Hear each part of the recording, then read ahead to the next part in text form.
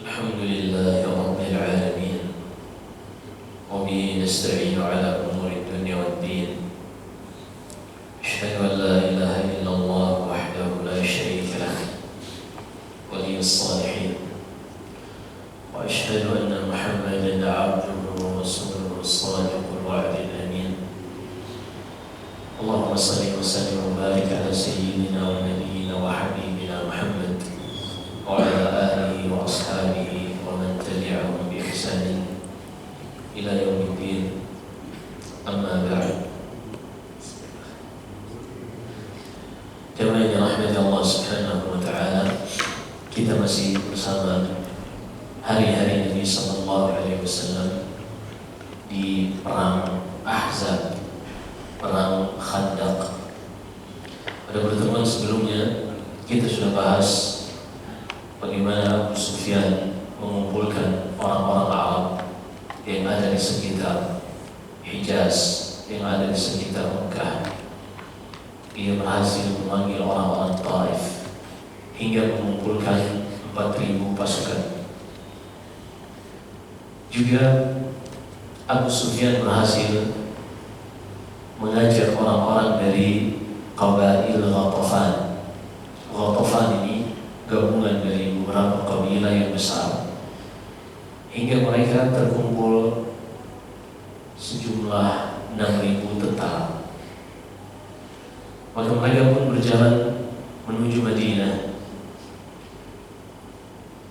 Sampai kepada Nabi SAW berita kedatangan dua pasukan yang besar ini, maka Nabi SAW pun mempersiapkan segala tindakan yang bisa dilakukan agar mencegah kedatangan dua kelompok besar ini.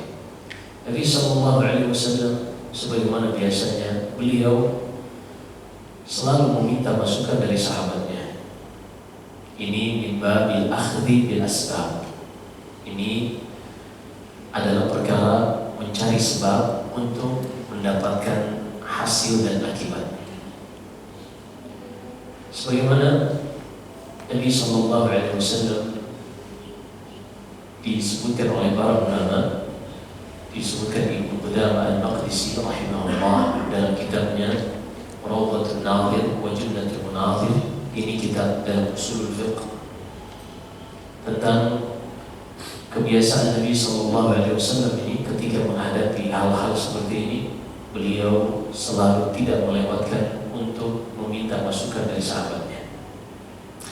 Ketika itu pun sebagaimana disebutkan ulama siyar, ulama sejarah, Salman Al-Farisi yang berasal dari negeri Persia, ia mengatakan, inna kunna idza usirna khandaqna.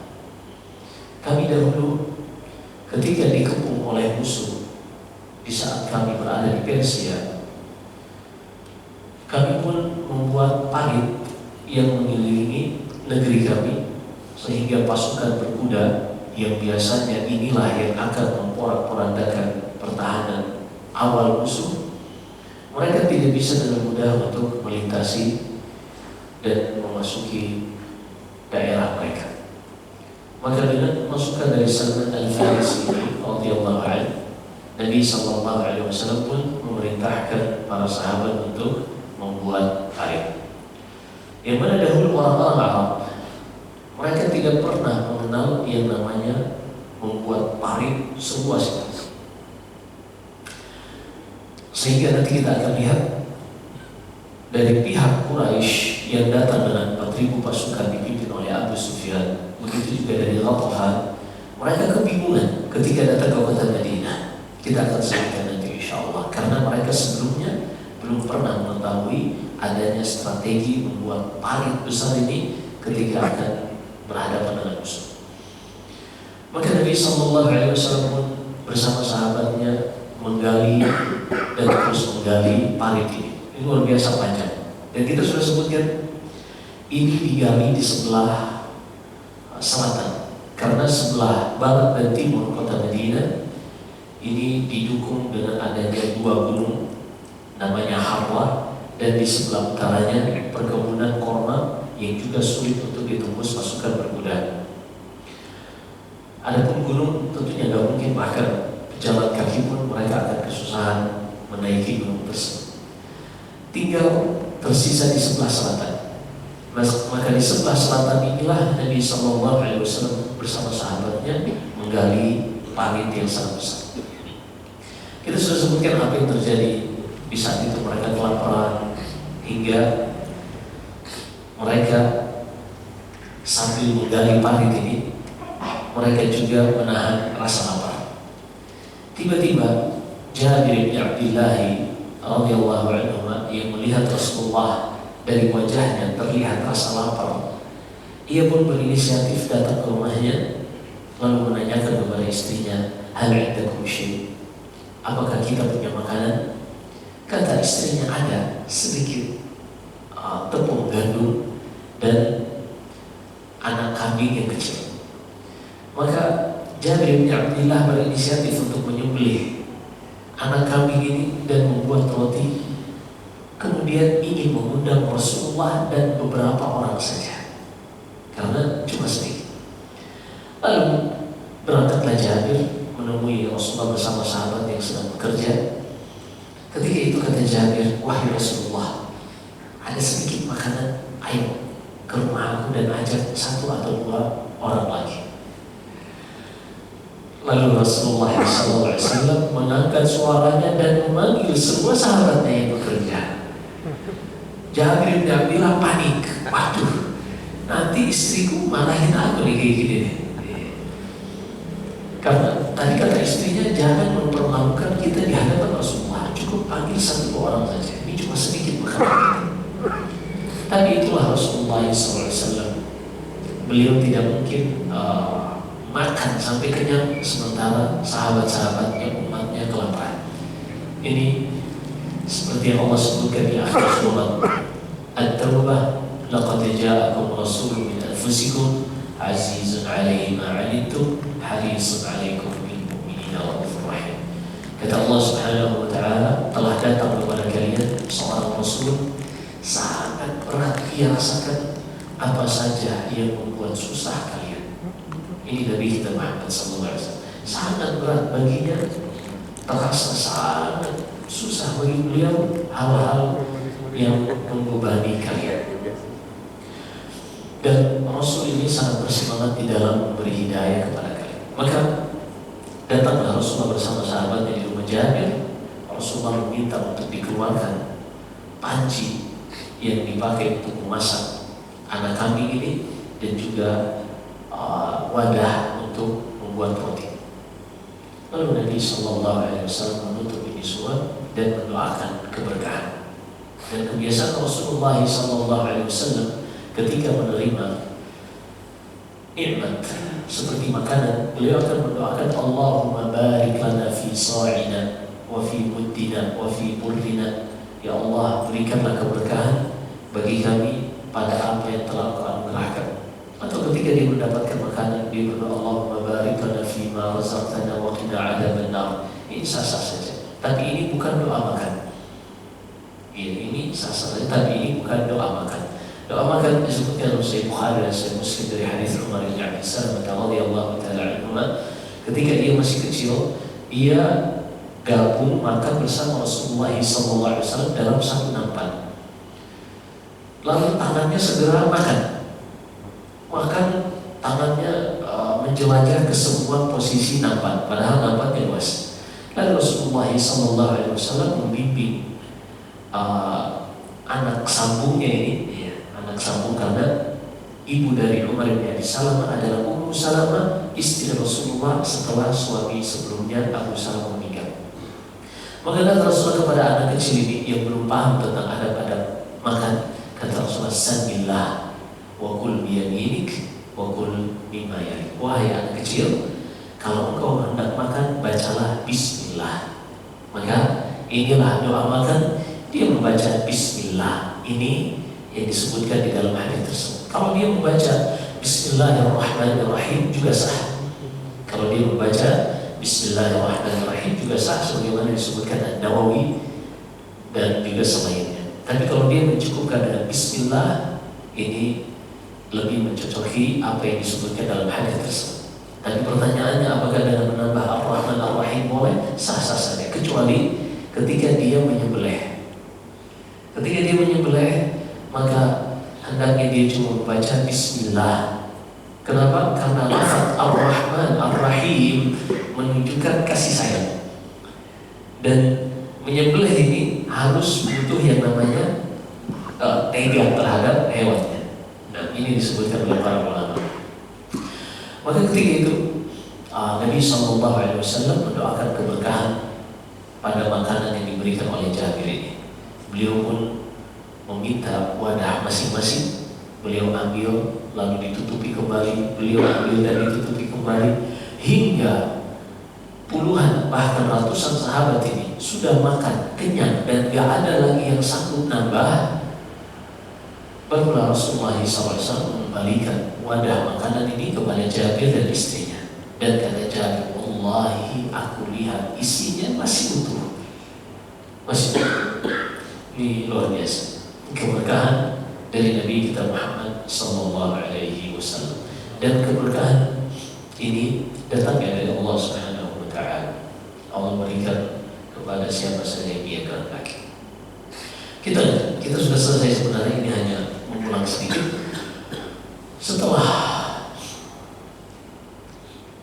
tiba waktu orang-orang Quraisy sudah mendatangi di daerah dekat Madinah dan juga Ghatafan sudah berada di Bukit Uhud, mereka mulai mendekati Khandaq. Sesampainya di Khandaq, parit ini, mereka bingung. Ini dulu perasaan nggak ada seperti ini. Mereka pun nggak tahu bagaimana cara menyeberangi dengan mudah. Sementara kaum muslimin di balik Khandaq ini, mereka sudah siap dengan anak panahnya. Karena ketika orang masuk ke bawah, di bawah parit ini, akan lebih mudah untuk ditembak pakai anak panah. Akhirnya mereka pun berhenti di seberang dan kaum muslimin di dalam kota Madinah. Di dalam kota Madinah ini masih ada satu kabilah Yahud, namanya kabilah Bani Quraidah. Ada pun kabilah yang dua lagi, Bani Qainuqa dan juga Bani Nadir, sudah diusir sebelumnya. Yang tersisa hanya Bani Quraidah. Ada pun yang sebelumnya diusir karena mereka sendiri yang melanggar perjanjian kesepakatan hidup damai di Madinah. Bukan Rasulullah yang sengaja mengusir mereka, tapi karena balasan atas ulah mereka sendiri. Ketika mereka mendapati Khandaq yang besar ini, maka mereka pun berusaha mencari jalan dan mereka tidak mendapati celah sedikit pun. Hingga ada beberapa orang yang bernama Ikrimah ibni Abi Jahal, anaknya Abu Jahal, dan juga Amr ibni Abdi Wud. Mereka melihat ada sebagian parit yang tidak terlalu lebar dan berusaha untuk menyeberanginya dengan kudanya. Ia pun datang. Setelah menemui parit ini, ia menantang karena melihat di seberang ada kaum muslim. Hal min mubaris, apakah ada yang berani untuk duel? Kita sudah sebutkan kebiasaan dahulu orang Arab sebelum perang berkecamuk selalu ada yang duel satu persatu terlebih dahulu untuk lebih memanaskan semangat. Kata Amr bin Abdi Wud, hal min mubaris, apakah ada yang berani berduel? Ali bin Abi Thalib mengatakan, aku yang siap. Tapi ketika itu Ali bin Abi Thalib menggunakan bilfa, menggunakan penutup kepala dan juga baju besi. Kata Rasulullah, ijlis ya Ali, innahu Amr, duduk wahai Ali, itu tuh Amr. Amr bin Abdi Wud ini terkenal di antara pendekar-pendekar Quraisy. Duduk. Kemudian berdiri kembali Amr menantang, siapa yang berani? Ayo kita berduel. Kata Ali bin Abi Thalib, aku hai Rasulullah. Kata ijlis, innahu Amr, duduk, itu Amr, seorang yang sangat hebat. Sampai ketiga kali Amr bin Abdi Wud ini semakin mengejek. Para penakut, gak ada yang berani maju. Ketika mendengar itu, Ali bin Abi Thalib mengatakan, biarkan aku wahai Rasulullah yang menghadapinya. Kata ijlis, innahu amal. Duduk, itu amal, kata Ali bin Abi Thalib. Wa in kana amal, walaupun dia Amr bin Abdi Wud, izinkan aku wahai Rasulullah. Maka izinkanlah Ali bin Abi Thalib yang saat itu masih sangat muda. Amr bin Abdi Wud ini segera ingin langsung menebas. Setelah bertanya sebelumnya, siapa engkau? Karena memakai tutup wajah topeng, kata Ali bin Abi Thalib. Kata Amr bin Abdi Wud, wahai Ali, di sini ada paman-paman yang lebih hebat. Artinya di pihak kaum muslimin ada paman-paman, coba keluarkan mereka, jangan engkau yang maju. Kata Ali bin Abi Thalib, udah gak usah banyak ngomong, ayo. Ketika itu pun Amr bin Abdi Wud langsung berusaha untuk menebas Ali bin Abi Thalib, ditahan dengan turs, ditahan dengan tamengnya. Lalu Ali bin Abi Thalib membalasnya, dan seketika Amr bin Abdi Wud ini pun terjatuh dan mati. Ketika Ali bin Abi Thalib berhasil membunuh Amr bin Abdi Wud ini, ia pun bertakbir, Allahu Akbar. Lalu kaum muslimin pun bertakbir, semakin semangat kaum muslimin untuk menghadapi orang-orang kafir Quraisy. Baik, seperti itu orang-orang Quraisy terus berusaha mencari celah, dan kaum muslimin dari balik parit ini mereka bersiap-siaga dengan anak panah. Ketika itu pun orang-orang Quraisy putus asa karena mereka tidak mendapati celah untuk bisa masuk ke kota Madinah. Mereka membuat kemah, mereka menyembelih onta, menyembelih hewan-hewan yang mereka bawa sebagai perbekalan. Mereka makan, minum khamar, dan seterusnya. Pada saat itu tidak ada celah lagi untuk mereka bisa masuk. Lalu salah seorang dari Ghatafan, kumpulan Ghatafan ada dari kelompok Yahudi Bani Nadir yang sebelumnya diusir dari Madinah. Pemimpinnya bernama Huyai bin Akhtab. Huyai bin Akhtab ini pun berusaha masuk ke kota Madinah dan mendatangi Bani Quraidah. Kita katakan tadi Bani Quraidah masih berada di dalam benteng, masih berada di dalam kota Madinah. Huyai bin Akhtab mendatangi Ka'ab bin Asad. Ka'ab bin Asad ini pemimpin Bani Quraidah. Diketok pintunya. Ketika Ka'ab bin Asad melihat dari celah pintu yang datang Huyai bin Akhtab yang sudah diusir dari Madinah oleh Rasulullah, ia pun mengatakan, ini orang datang bawa kesialan nih. Ini orang datang bawa sial nih. Akhirnya ketika diketuk, Huyai mengatakan, iftah ya Ka'ab, buka wahai Ka'ab. Ka'ab gak mau. Lalu kata Huyai bin Akhtab, jituka bi'izzi dahr wa bahri tal. Wahai Ka'ab bin Asad, aku datang dengan membawakan kepadamu kekuatan yang belum pernah dilihat sama sekali seperti ini banyak. 10.000 pasukan itu sangat banyak di zaman itu. Engkau tidak akan pernah mendapati kekuatan seperti ini lagi. Aku yang bisa mengumpulkan 10.000 pasukan. Maka buka pintu. Lalu kata Ka'ab bin Asad, wahai Huyai, aku ini berada di dalam perjanjian kesepakatan damai dengan Muhammad. Wa inni la ara minhu illa sidqan wa wafa'an. Dan aku lihat Muhammad ini tidak pernah berdusta dan tidak pernah melanggar perjanjiannya. Maka aku tidak ingin melanggar perjanjian tersebut. Tapi terus Huyai bin Akhtab berada di depan pintu Ka'ab bin Asad hingga akhirnya Ka'ab bin Asad pun mengalah dan mengikuti pendapat Huyai bin Akhtab. Akhirnya ia pun membatalkan perjanjian damai dengan kaum muslimin. Ketika itu tersebar berita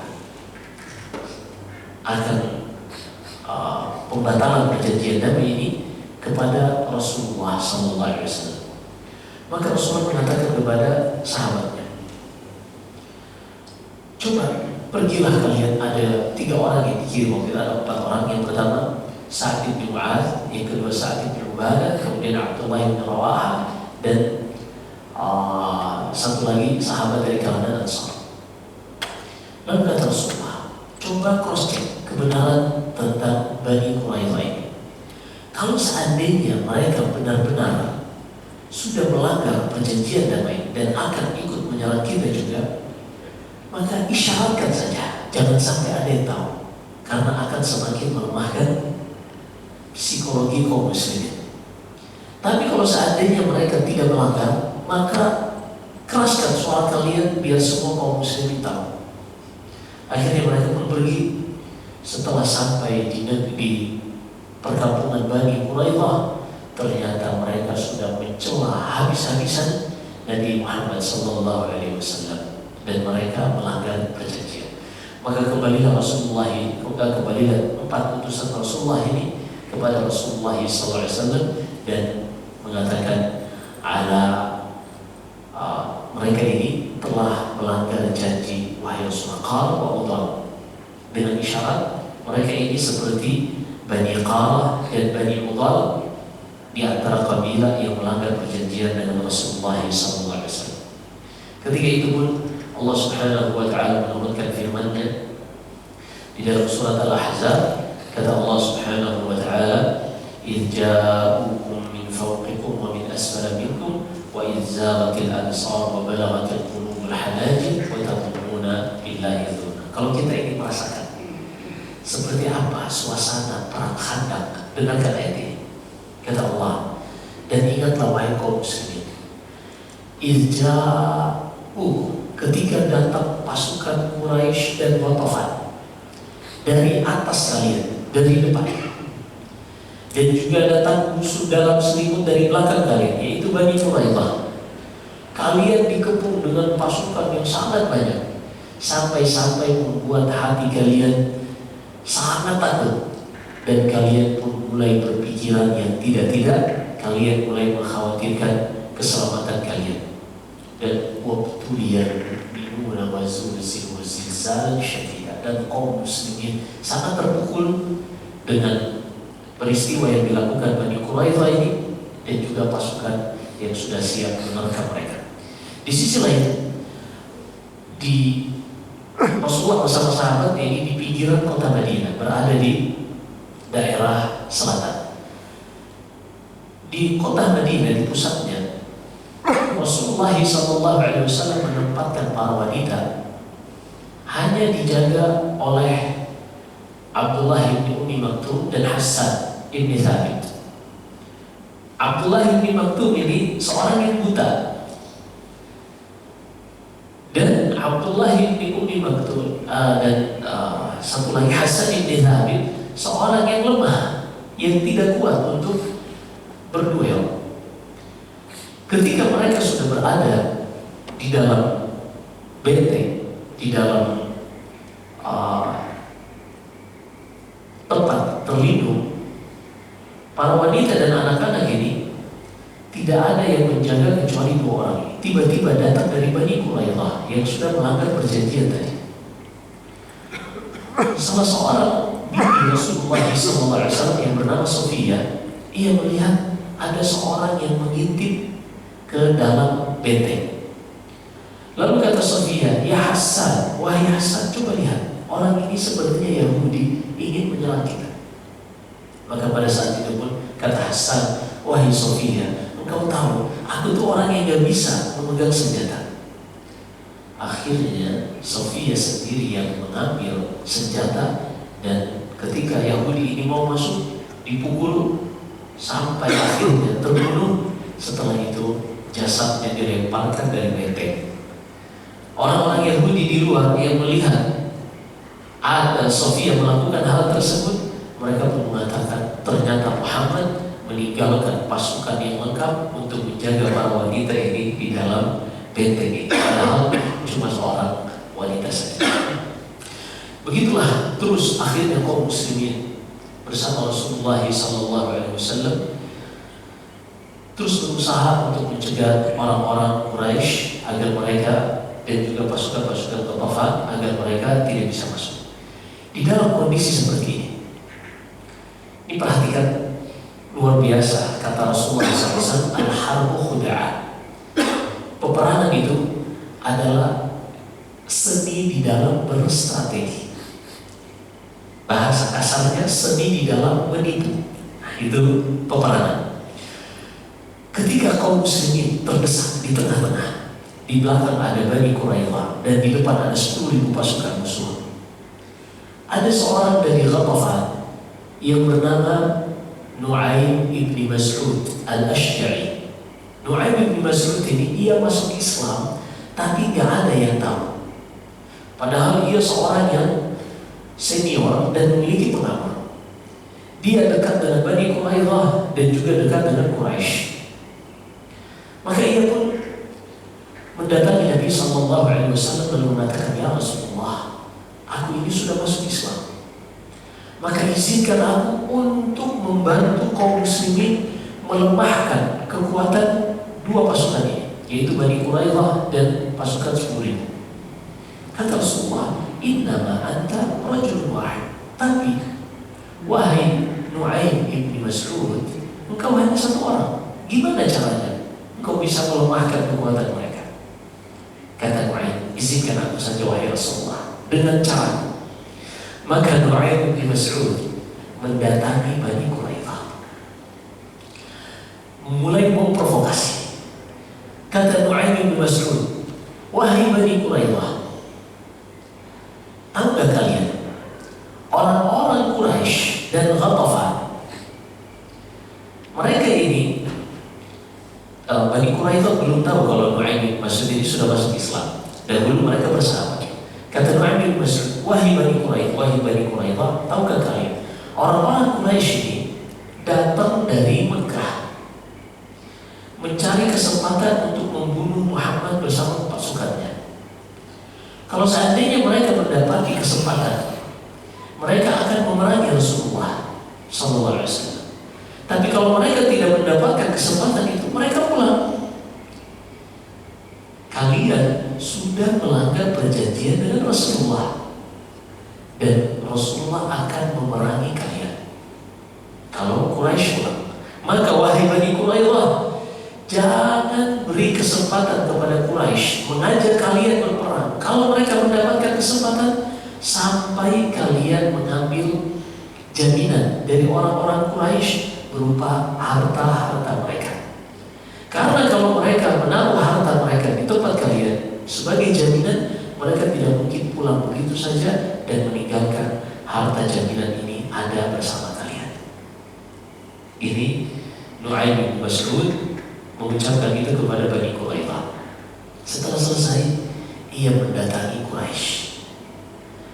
Kepada Abu Sufyan, Nu'aim bin Mas'ud mengatakan, wahai Abu Sufyan, pemimpin pasukan, Bani Quraidah mereka menyesal telah melanggar perjanjian damai dengan Rasulullah, dengan Muhammad SAW. Maka mereka, kalaupun kalian ingin memerangi mereka, mereka tidak akan mau.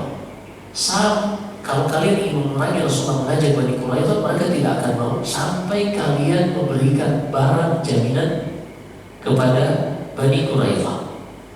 Artinya kalau kalian dapat kesempatan untuk bisa menyerang Bani Quraidah, gak akan ikut-ikutan karena mereka menyesal telah melanggar perjanjian, kecuali kalau kalian berikan sebagai jaminan berupa harta kalian. Maka kalau Bani Quraidah meminta jaminan harta kalian, jangan beri. Seperti itu. Akhirnya setelah selesai mengucapkan itu, ia kembali kepada Bani Quraidah dan mengatakan, ayo kita mulai berperang. Ayo kita mulai berperang. Quraisy mengajak Bani Quraidah untuk langsung masuk ke dalam parit ini. Lalu Bani Quraidah mengatakan, mengutus pasukan kepada Quraisy, kami tidak akan mengikuti kalian berperang sampai kalian berikan jaminan harta kalian yang kami simpan di tempat kami. Akhirnya Quraisy mengatakan, benar nih ucapan Nu'aim bin Mas'ud. Ternyata mereka ini sudah menyesali karena melanggar perjanjian damai dengan Rasulullah, dan mereka tidak akan berperang bersama kita. Ya sudah, tinggalkan Bani Quraidah. Ketika itu pun mulai pecah sedikit demi sedikit persatuan musuh dari Bani Quraidah dan juga orang-orang Quraisy. Tidak lama setelah peristiwa-peristiwa ini terjadi,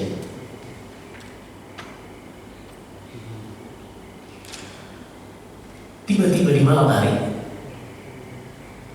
mereka terus berusaha mencari strategi bagaimana untuk bisa menghancurkan Rasulullah dan para sahabatnya. Mereka bingung, orang-orang musyrik. Di sisi lain kaum muslimin, begitu mereka selalu waspada dan berjaga-jaga, sampai-sampai Umar bin Khattab terlewat untuk sholat asar, hampir terlewat. Akhirnya Umar bin Khattab sholat asar hampir terbenam matahari. Lalu datang Umar kepada Rasulullah SAW dan mengatakan, "Ya Rasulullah, la'anallahu al-kuffar." Ya Rasulullah, semoga Allah melaknat orang-orang kafir ini. Hampir saja aku tidak sempat lagi sholat asar karena waktunya hampir keluar. Apa kata Rasulullah? "Wa ana wallahi ma shallaituha." Aku sampai sekarang matahari sudah terbenam ini, aku belum sholat asar. Jadi Rasulullah terlewatkan sholat asar. Barulah Rasulullah sholat asar, setelah itu dilanjutkan sholat maghrib. Di keesokan harinya Rasulullah SAW ketika mulai semakin masif saling melempar dengan anak panah, Rasulullah dan para sahabatnya tidak sholat maghrib, tidak sholat asar pada waktunya, tidak sholat maghrib pada waktunya. Nanti di waktu isya mereka menjamak tiga-tiganya. Dan ini kata Imam Nawawi rahimahullah terjadi beberapa hari. Kenapa bisa demikian? Karena pada saat itu belum disyariatkannya sholat khauf, belum disyariatkannya sholat di medan perang, sehingga ketika suasana yang sangat mencekam mereka tidak bisa melakukan sholat. Hingga akhirnya Allah menurunkan firman-Nya di dalam surat An-Nisa, وَإِذَا كُنْتَ فِيهِمْ فَأَقَمْتَ لَهُمُ الصَّلَاةَ فَلْتَقُمْ طَائِفَةٌ مِّنْهُمْ مَعَكَ وَلْيَأْخُذُوا حِذَرَهُمْ وَأَسْلِحَتَهُمْ. Kata Allah Subhanahu wa Ta'ala, jika perang sedang berkecamuk, maka hendaklah engkau wahai Muhammad sholat dengan sebagian sahabat. Sholat sebagai imam. Jadi ini salah satu tata cara sholat khauf. Mungkin kita karena belum pernah di medan perang, kita nggak pernah melakukan sholat khauf. Apa itu sholat khauf? Jadi sholat khauf itu sholat yang dilakukan ketika di medan perang. Seorang imam sebagai pemimpinnya, ia sholat mulai misalnya zuhur. Ketika dia sholat, akan ikut setengah dari pasukan bersama imam ini. Ketika sudah dua rakaat, para makmum ini duduk tasyahud, langsung tasyahud akhir. Jadi sholat yang 4 jadi 2. Ketika mereka selesai, imamnya lanjut ke rakaat ketiga, datang kelompok yang kedua, shift yang kedua untuk sholat melanjutkan bagi imam, dan mereka memulai sholat rakaat pertama dan rakaat kedua. Ini salah satu tata cara sholat khauf. Pada saat itu pun Nabi SAW sampai masuk waktu isya, beliau belum sholat asar, belum sholat maghrib. Nanti di waktu isya baru beliau menggabungkan semuanya itu, dikarenakan belum disyariatkannya sholat khauf, sholat di medan perang. Adapun setelah turun syariat sholat khauf ini, Allah berfirman di dalam surat Al-Baqarah, kata Allah Subhanahu wa Ta'ala, "Wa in khiftum farijalan aw rukbanan." Kalau kalian sedang takut dikarenakan perang sedang berkecamuk, maka sholatlah secara berjamaah, baik itu dengan sambil berjalan ataupun dengan sambil menaiki tunggangan. Ini diantara yang dibolehkan ketika perang sedang berkecamuk. Dan di sini juga kita lihat dalil bagi para ulama seperti Al-Hanabilah, mazhab Hambali, yang mengatakan wajibnya sholat berjamaah bagi laki-laki. Wajibnya sholat berjamaah bagi laki-laki. Kenapa? Sisi pendalilannya, kalau seandainya perang yang sedang berkecamuk saja, yang mengancam nyawa dan keselamatan seseorang, tetap diwajibkan untuk sholat berjamaah, maka tentunya seorang yang berada di dalam kondisi aman dan tenang, dia lebih wajib untuk sholat berjamaah. Dan juga di dalam hadis Abdullah bin Ummi Maktum, seorang yang buta, ia pernah datang kepada Nabi Sallallahu Alaihi Wasallam lalu meminta izin, ya Rasulullah, aku seorang yang buta dan jarak antara rumahku dengan masjid cukup lumayan. Yang bisa saja di perjalanan ada ular atau ada hewan-hewan lainnya yang akan membahayakan, dan tidak ada yang menuntutku sampai ke masjid. Apakah aku tetap wajib untuk mendatangi adzan ketika dikumandangkan di masjid? Kata Nabi SAW, ya sudah, engkau uzur. Ketika Abdullah bin Ummi Maktum ingin pulang, Rasulullah bertanya, as-sami'ta nida? Apakah engkau mendengarkan suara kumandang adzan? Kata Ibnu Ummi Maktum, na'am ya Rasulullah, iya, aku mendengarnya. Kata Rasulullah, idzan fa'ajib. Kalau begitu, penuhi panggilan adzan di masjid ini. Maka seorang laki-laki khususnya, mereka ketika mendengarkan adzan wajib untuk sholat di masjid dengan dalil-dalil yang sangat banyak. Di antaranya dalil tentang sholat khauf. Jadi sholat khauf ini sangat menekankan bagi kita untuk tidak pernah meninggalkan sholat walaupun dalam kondisi apapun. Tata caranya tadi paling mudahnya disebutkan para fuqaha. Jadi kaum muslimin bagi dua, kelompok A, kelompok B. Nanti kelompok A sholat terlebih dahulu, misalnya zuhur bersama imam. Imamnya sholat, diikuti kelompok A, kelompok B berjaga-jaga atau sambil berperang. Nanti ketika imamnya sampai ke rakaat kedua, duduk tasyahud awal, kelompok A ini mereka langsung tasyahud akhir. Jadi sholat zuhur hanya dikerjakan 2 rakaat. Setelah selesai salam, mereka salam tanpa menunggu imam. Imam naik rakaat ketiga, mereka salam, dan datang kelompok B menggantikan posisi kelompok A untuk sholat. Kelompok A tadi yang sudah selesai sholat, mereka bergantian untuk berjaga-jaga. Nah, ini paling mudahnya sholat khauf. Sholat pakai sepatu, pakai khuf itu sah-sah saja. Ya. Karena memang sholat pakai khuf, pakai kaos kaki itu diantara yang dituntutkan oleh Nabi SAW. Kecuali kalau seandainya masjid kita sudah dengan karpet seperti ini dan sekitar kita tanah yang becek, maka kita tidak boleh mengotori tempat-tempat yang memang kita sucikan dan kita jaga.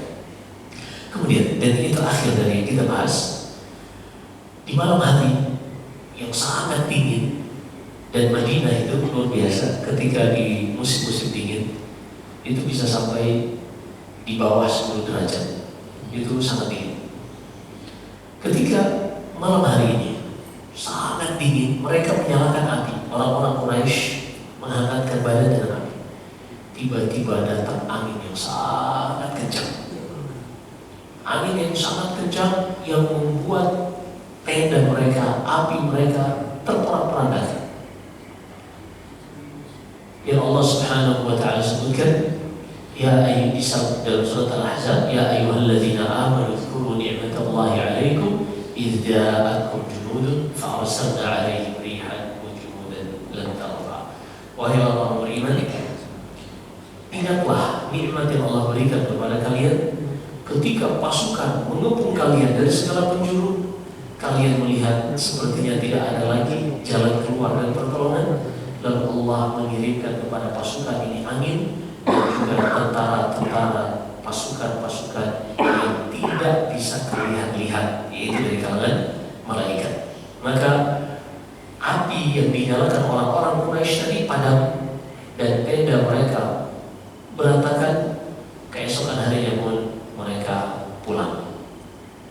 Ketika mereka pulang, yang tersisa di kota Madinah siapa? Bani Quraidah. Ketika mereka Quraisy pulang, begitu juga Ghatafan dengan 6.000 pasukannya pulang, 10.000 pasukan ini pulang semua.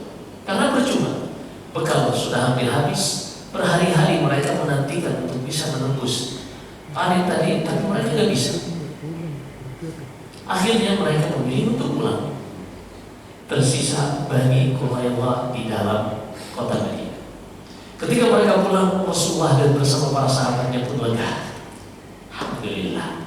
Kata Rasulullah, al-an nabzuhum wa la yanzuna nahnu nasiru ilaihim. Mereka sekarang dengan maksimal pasukan mereka datang 10.000, mereka tidak berhasil mengalahkan kita, dan akan tiba waktunya kitalah yang akan mendatangi mereka untuk memerangi mereka. Karena sudah terbukti pasukan yang dikumpulkan sangat susah, sampai berjumlah 10.000 tidak bisa mengalahkan kita, dan kita akan gantian. Kita yang akan menyerang mereka, melakukan ekspansi kepada mereka. Ketika kaum muslimin sudah lega seperti ini, mereka pun masing-masing ingin pulang ke rumahnya. Termasuk Rasulullah SAW. Ketika sampai di rumahnya, Rasulullah melepas mirfar, karena Rasulullah di dalam perang memakai penutup kepala dari lempengan-lempengan besi. Beliau pun melepas al-la'ma, baju besinya, 2 lapis beliau pakai, karena beliau gak kebal. Walaupun ada yang meragukan Rasulullah itu terluka kepalanya waktu di perang Uhud. Padahal ada di dalam Sahih Bukhari, Sahih Muslim dari hadis Ali bin Abi Thalib, hadis Fatimah, hadis Anas bin Malik, banyak sekali. Az-Zubair bin Awwam, semua melihat darah mengalir dari kepala Rasulullah SAW. Beliau gak kebal. Kalau beliau kebal, ngapain pakai mirfar, ribet, pakai baju besi sampai 2 lapis, ini ribet. Tapi karena beliau gak kebal, beliau manusia biasa. Jadi Rasulullah itu ada 2 sisi. Ada sisi Rasul, ada sisi Bashar. Ada sisi beliau sebagai Rasul, tidak boleh didustakan, wajib dibenarkan ucapannya. Tapi ada sisi beliau itu sebagai manusia. Beliau sakit, beliau makan, beliau buang air, beliau butuh tidur, dan hal-hal yang merupakan kebutuhan dasar dan kebutuhan pokok manusia. Ketika Rasulullah melepas baju besinya ini, baju perangnya, tiba-tiba datang Jibril alaihissalam. Kata Jibril, ya Muhammad, tad'u la'mataka wa silahaka, fa innal malaika lam yadh'u aslihatahum. Wahai Muhammad, engkau sudah lepaskan baju perang dan meletakkan senjatamu. Ketahuilah, para malaikat yang Allah utus di dalam peperangan ini, karena tadi Allah sebutkan, fa arsalna 'alaihim rihan wa junudan lam tarawha. Wahai orang-orang beriman, ingatlah nikmat yang Allah berikan kepada kalian ketika kami mengirimkan angin yang membuat mereka perang-perangan, dan juga kami kirimkan pasukan yang tidak bisa kalian lihat, yaitu malaikat. Maka Jibril alaihissalam datang kepada Nabi SAW lalu mengatakan, wahai Muhammad, engkau meletakkan senjatamu dan sudah membuka baju besimu, baju perangmu. Ketahuilah, para malaikat belum meletakkan pedang-pedang mereka sama sekali. Kenapa? Ayo kita ke Bani Quraidah. Ayo kita berperang, datangi Bani Quraidah yang sudah melanggar dan tidak ada lagi yang menolong mereka. Quraisy dengan 10.000 pasukannya sudah pulang, selesai. Bani Quraidah jumlah mereka hanya berapa? Maka Bani Quraidah yang paling jauh dibanding kabilah-kabilah Yahudi yang lain, lumayan jauh. Maka Rasulullah SAW mengatakan kepada para sahabatnya, sebagaimana di dalam Sahih Bukhari, la yusalliyanna ahadukumul asra illa fi Bani Quraidah. Wahai sahabatku, jangan ada yang sholat asar kecuali sudah sampai di Bani Quraidah, kecuali sudah sampai di perkampungan Bani Quraidah. Maka para sahabat pun berjalan ke tempat Bani Quraidah. Ternyata belum sampai, matahari hampir terbenam. Padahal tadi kata Rasulullah, jangan ada yang sholat asar kecuali sudah sampai ke Bani Quraidah, kecuali sudah sampai ke perkampungan Bani Quraidah. Akhirnya sebagian sahabat berijtihad mengatakan, oh Rasulullah itu mengatakan kita jangan sholat asar kecuali di Bani Quraidah, itu hanya untuk memotivasi agar kita bersegera. Maka kita sholat, karena Allah berfirman dalam surat An-Nisa, inna sholata kanat 'alal mu'minina kitaban mawquta. Sholat itu sudah ditentukan waktunya bagi kaum mukminin. Sebagian sahabat yang lain mengatakan, oh enggak, ayat di dalam surat An-Nisa ini hukumnya umum dan dikhususkan untuk peristiwa hari ini dengan ucapan Rasulullah, kita jangan sholat kecuali sampai di Bani Quraidah walaupun sudah terbenam matahari. Akhirnya para sahabat terbagi dua, sebagian ada yang sholat asar sebelum sampai ke Bani Quraidah agar matahari belum terbenam, dan yang kedua mereka tidak sholat walaupun matahari sudah terbenam, mereka baru sholat asar sampai ketika sampai di Bani Quraidah. Ketika peristiwa ini sampai kepada Rasulullah, apa yang terjadi?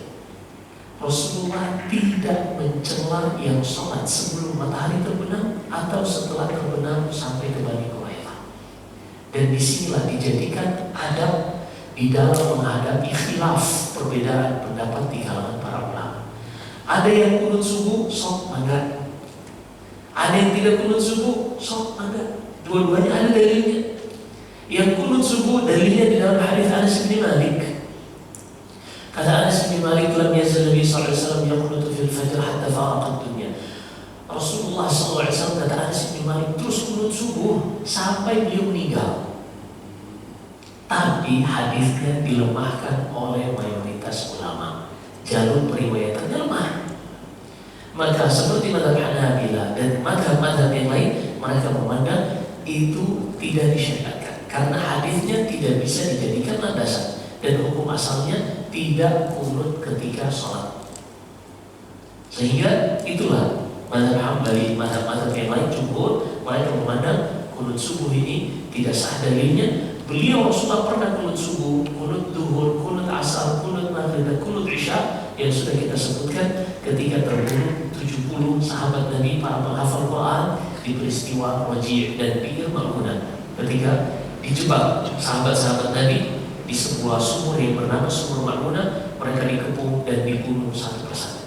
Maka Rasulullah pun kunut selama 1 bulan penuh di seluruh sholatnya yang disebut dengan kunut nazilah. Ini sah-sah saja dilakukan di semua sholat. Seperti ketika saudara kita di Palestina sedang dibombardir oleh orang-orang Yahud dan pemerintah kita menganjurkan kita untuk kunut, maka kita kunut baik waktu subuh, waktu duhur, waktu asar, maghrib dan isya. Adapun mengkhususkan hanya kunut subuh saja, ulama Syafi'i yang memandang hadis tersebut bisa dipakai, maka mereka kunut subuh. Mazhab Syafi'i kunut subuh dan itu sah. Dan ulama yang lain karena menganggap hadis itu tidak sah, mereka tidak kunut subuh. Artinya masing-masing dengan ijtihadnya yang dibangun di atas dalil. Ada sebagian yang mengeraskan ucapan Bismillahirrahmanirrahim ketika sholat jahriyah, sok mangga. Hadisnya diriwayatkan dari Abu Hurairah. Tapi yang tidak mengeraskan langsung memulai dengan Alhamdulillahirabbil alamin, silakan. Kenapa? Karena kata Abdullah bin Abbas, aku dahulu hidup sholat bersama Rasulullah, sholat di belakang Abu Bakar, sholat di belakang Umar, sholat di belakang Utsman, sholat di belakang Ali bin Abi Thalib, semuanya memulai sholat jahriyah dengan Alhamdulillahirabbil alamin, tidak terdengar Bismillahirrahmanirrahim. Artinya ini perbedaan pendapat ada dari Abu Hurairah, ada dari Abdullah bin Abbas, sama-sama sahabat. Mereka inilah panutan kita semua. Sehingga sikap kita sebagaimana sikap Rasulullah ketika dua sahabat ini berselisih pendapat. Ada yang sholat asar sebelum sampai ke Bani Quraidah agar matahari belum terbenam, dan ada yang tidak sholat kecuali sudah sampai di Bani Quraidah walaupun matahari sudah terbenam. Masing-masing membangun pendapatnya di atas dalil, dan Rasulullah tidak mencela kelompok manapun. Maka begitulah sikap kita di dalam kita berselisih dengan saudara kita. Ketika kaum muslimin sudah sampai di Bani Quraidah, kita akan sebutkan kisahnya pada pertemuan berikutnya. Kentang Ustaz. Dan silakan kalau ada pertanyaan kepada moderator pemaparan. Baik, hadirin dan Allah Subhanahu wa taala, kita sudah kita dengarkan kisah dari perang Asad. Silakan bagi silakan Pak Jamin.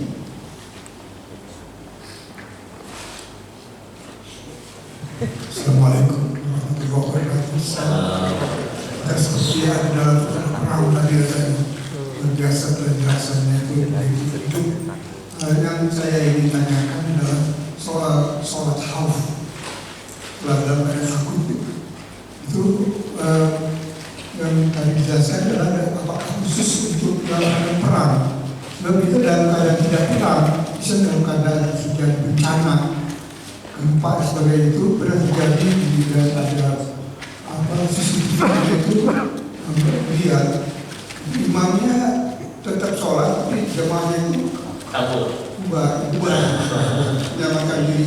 Sebenarnya apakah ini dua perbedaan yang sudah ditolerir, sudah dimaklumi? Karena apa? Satu menyamakan diri, diucapkan dulu. Apakah sholat tetap dilakukan walaupun tetap dalam keadaan terancam ketakutan? Terima kasih Ustaz. Assalamualaikum warahmatullahi wabarakatuh. Assalamualaikum. Disebutkan di dalam surat Muhammad, hukum asal seorang itu tidak boleh membatalkan amalan yang sedang dia kerjakan. Allah berfirman di dalam surat Muhammad, ya ayyuhalladzina amanu athi'ullaha wa athi'ur rasul wa la tubtilu a'malakum. Wahai orang-orang beriman, taatlah kepada Allah, taatlah kepada Rasulnya, dan janganlah kalian membatalkan amalan-amalan kalian. Perhatikan, jangan kalian membatalkan amalan-amalan kalian. Ini hukum asal. Sehingga seorang misalnya ketika dia sholat wajib atau sholat sunnah, kalau tidak ada uzur, dia nggak boleh batalkan sholat. Misalnya dia naruh HP di tempat di karpet misalnya sholat, ternyata layar HP-nya ada ke atas, wah ada yang telepon nih. Dia nggak boleh batalin itu, hanya untuk mengangkat teleponan ini. Nggak boleh. Itu hukum asal. Lalu seorang boleh membatalkan sholatnya ketika ada uzur. Ini disebutkan para fuqaha. Seperti misalnya ketika dia sholat sunnah, ibunya memanggil, dan ibunya ini sedikit temperamen gitu, dia mentolerir anaknya itu gak langsung datang, misalnya. Maka seperti ini dia boleh batalkan ketika sholat sunnah. Ada pun sholat wajib para ulama berbeda pendapat. Juga misalnya inqadul ghariq awil hariq, ketika dia sedang sholat, di sampingnya ada kebakaran, dia nggak boleh diam sholat. Walaupun sholat wajib dia segera batalkan, apalagi kalau waktu yang tersisa masih panjang, dia segera batalkan sholatnya, dia matikan api yang menyala tadi, lalu dia lanjutkan lagi sholatnya. Atau misalnya dia sholat di samping danau atau kolam renang, di situ ada anak-anak kecil yang masih bayi belum bisa berenang, main di samping kolam. Lagi sholat, ada seorang kecebur di dalam. Dia tahu anak bayi, maka dia batalkan sholatnya untuk menyelamatkan anak tersebut. Baru setelah itu dia mengulangi sholatnya, walaupun sudah keluar waktunya. Nah ini jadi ada kondisi-kondisi. Kita kembali pada kasus yang kita lihat. Ketika terjadi gempa, dan gempanya ini sangat mengkhawatirkan, karena kan ada gempa yang kita rasa ini mah nggak seberapa kita. Tapi ada gempa yang memang dahsyat, apalagi di daerah yang memang di situ ketahuan gempanya itu dahsyat. Maka ketika sedang sholat, mana yang paling baik? Apakah dia tetap sholat atau dia segera menyelamatkan diri? Ini dilihat dari posisi. Tadi para fuqaha mengatakan kalau dia menyelamatkan dirinya, maka lebih aman karena dia masih bisa mengulangi sholat. Dan kalau seandainya dia melanjutkan dan dia wafat di atas ketaatan, dan itulah husnul khatimah. Jadi dua-duanya sah, tapi mana yang lebih afdal? Yang lebih afdal adalah dia menyelamatkan dirinya terlebih dahulu. Jadi kalau ada orang bertanya, Ustaz mana sih lebih baik? Ini kita udah istiqomah nih misalnya, kita udah taat nih misalnya gitu, kita minta mati saja sekarang atau kita minta dipanjangkan umurnya? Iya, kadang orang bertanya gitu tuh, Ustaz alhamdulillah nih kita masya Allah, kita udah taat, kita udah dan seterusnya, disebutkan amalnya 1%. Ini kita mati sekarang bagusnya, apa nanti aja Ustaz? Jawabannya, jadi seorang yang sudah berada di dalam kuburan, dia sangat berharap kalau diberikan 1 detik saja untuk bisa mengucapkan la ilaha illallah. Dia berharap diberi 1 menit saja agar dia bisa sujud walaupun hanya 1 rakaat. Dia minta sehari saja agar sehari itu full dia bisa puasa. Jadi orang yang sudah meninggal itu, dia sangat berharap untuk diberikan kesempatan agar dia bisa beramal kembali. Allah berfirman di antaranya di akhir surat Al-Munafiqun, kata Allah, wa anfiqu mimma razaqnakum min qabli an ya'tiya ahadakumul maut fa yaqula rabbi laula akhartani ila ajalin qarib fa asaddaqa wa akun minas salihin. Dan infakkanlah apa yang kami anugerahkan kepada kalian sebelum datang kematian kepada kalian, lalu ketika kematian itu datang kalian itu mengatakan, ya Allah bisa enggak tangguhkan sesaat saja agar aku bisa bersedekah dan aku bisa menjadi orang-orang yang saleh.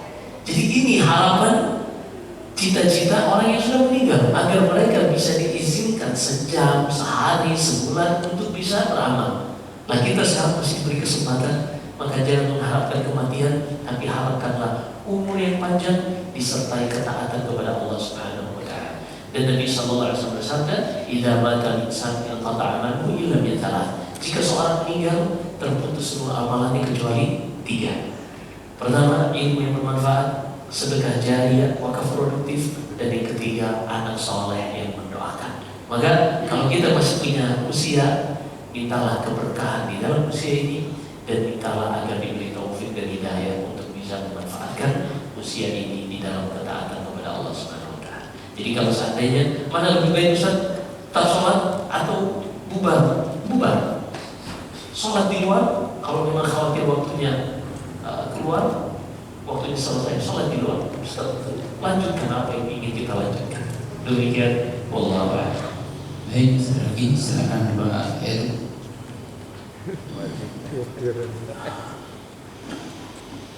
Assalamualaikum warahmatullahi wabarakatuh. Waalaikumsalam. Kalau peristiwa kebakaran di Los Angeles itu apakah bisa diyakini itu azab karena mereka menyerang memberi support menyerang Palestina, dan kemudian ternyata juga ada jejak aksidental begitu. Terima kasih. Terlalu ringan kalau itu azab, Pak. Terlalu ringan kalau itu azab.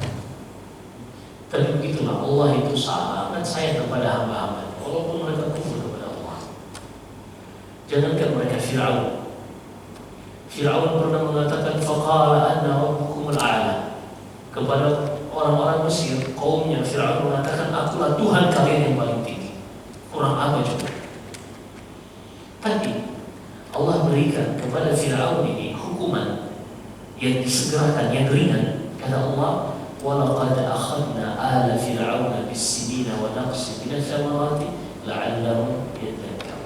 Kami berikan kepada Fir'aun hukuman, baik itu musim paceklik datangnya, berbagai macam penyakit, kuman dan seterusnya. Kata Allah, kami timpakan kepada Fir'aun segala macam musibah ini agar mereka mau berpikir dan kembali kepada Allah Subhanahu wa taala. Sayangnya Allah kepada hamba-hambanya, walaupun mereka dikirimkan berbagai macam hukuman, dan Allah tidak ingin membinasakan mereka semata-mata membinasakan. Tapi Allah berikan ini agar yang mau mengambil pelajaran masih bisa bertobat kepada Allah Subhanahu wa taala. Kalau dikatakan hukuman terlalu ringan, hukuman.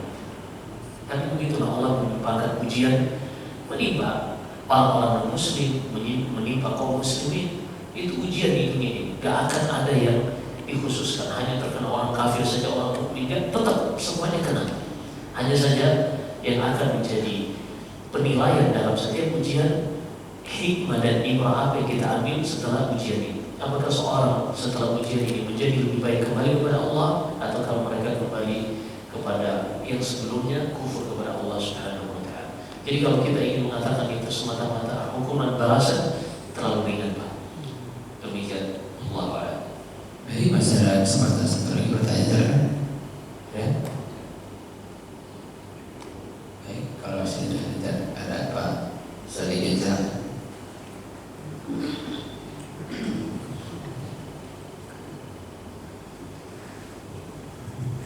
Assalamualaikum warahmatullahi wabarakatuh. Waalaikumsalam. Dalam sahabat beramal kita boleh sholat 2 rakaat bergantian. Masalah anak-anak segini ini wudunya gimana? Masalah boleh bebas nggak wudunya? Kedua juga wudu dalam ada tujuh gimana? Wudu banyak orang yang stroke nggak bisa gerak, berwudu boleh nggak wudu? Hadas sebentar juga nggak bisa, gimana? Boleh bisa nggak sholat? Masya Allah, Masya Allah. Ketidakperanan tentunya pasukan ini membawa ada stok air minum, ya. Tapi ketika air minum yang dikhawatirkan misalnya kalau dipakai berwudu, maka Allah Subhanahu wa taala sudah memberikan keringanan bagi kaum muslimin dengan adanya tayammum. Allah Subhanahu wa taala berfirman di dalam surat Al-Maidah, di dalam surat Al-Maidah ayat ke-7 paling atas sebelah kiri, kata Allah Subhanahu wa taala, ya ayyuhalladzina amanu idza qumtum ila sholati faghsilu wujuhakum wa aydiyakum ila al-marafiq wamsahu bi ru'usikum wa arjulakum ila al-ka'bayn wa in kuntum junuban fattahharu wa in kuntum mardaa aw ala safarin aw jaa'a ahadun minkum min al-ghayri aw lamastum an-nisaa falam tajidu ma'an fatayammamu sa'idan thayyiban. Kata Allah, jika kalian sudah dan seterusnya berhadat maka berwudulah, dan kalau junub mandilah. Kalau seorang tidak mendapati air baik untuk wudu atau untuk mandi junub, maka dia berganti dengan tayamum. Dan cara tayamum kata Allah, fatayammamu sa'idan thayyiban, menggunakan sa'id, permukaan yang memiliki debu, baik itu batu atau tanah, pasir, begitu juga dinding.